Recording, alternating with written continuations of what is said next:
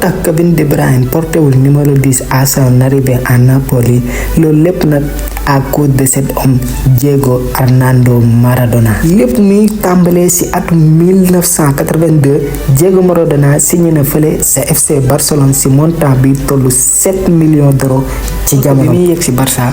Maradona n'a que 21 ans mais il a une mission définie mooy que mu def Barça la meilleure équipe du monde, mais malheureusement les choses ne se déroulent pas comme prévu parce que Maradona dina mujjee nekk l'un des victimes du boucher de Bilbao. Lors du match avec l'Atlético Bilbao, lui a défoncé le Séville de Maradona avec une tacle. À cause de cette blessure, Diego Maradona dina 3 mois pour mu mën a ñëwaat ci terrain bi. après match boobu nag Diego Maradona jàppal ranking bu rëy boucher ne moom mi taw wala mi foog mu fay te ni mu ko waxee noonu la ko defee. lors de la saison suivante Maradona di rëbb sawaay mais l'occasion se présente au final du Coupe du Roi. Le FC Barcelone affronte l'Atlético Bilbao mais malheureusement le Barça a perdu ce match. après bi match bi jeexee Maradona mel na ku dof ci terrain bi di wéqee di mbëkkee ba ci la kaawoo Boucher avec un coup de zone. pour Barça comportement bi nga xam ne moom Maradona am na ko c'est inacceptable, c'est intolérable, nekkul loo xam ne dañ koy bàyyi mu jàll. après match boobu les dirigeants du FC Barcelone décidé que ne dañuy exclure Maradona maanaam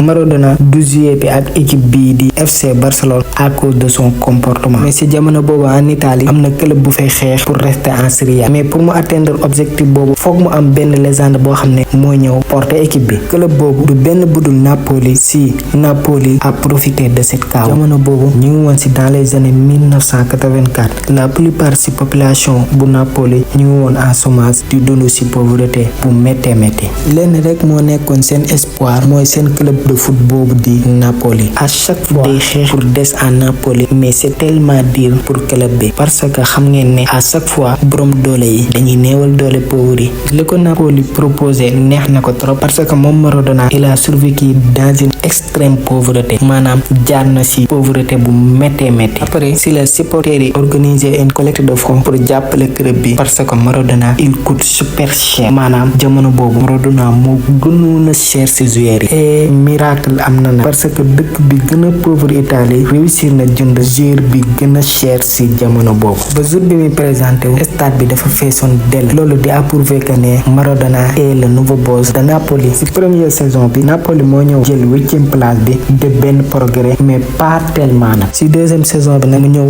dàbbaliwaat ko yokku cere dolli ñeex avec la 3e place maanaam moo jël ñetteelu place bi. mais c'est en 1987 le rêve est devenu réalité maanaam liñ doon yàgg xaar ñëw na ci seen ay loxo. Napoli a gagné le championnat Italie 2 ans plus tard mu gagné coupe de UEFA. mais Maradona yemul foofu. c'est en 1990 mu ñëw dàbbaliwaat ko gagné championnat ak UEFA ci même année. ak numéro 10 am boobu Diego Maradona a changé le Napoli à jamais. même si De Bruyne c'est un légende ñi ñëpp xam nañ ko mais le numéro 10 appartiendra à jamais Diego Maradona.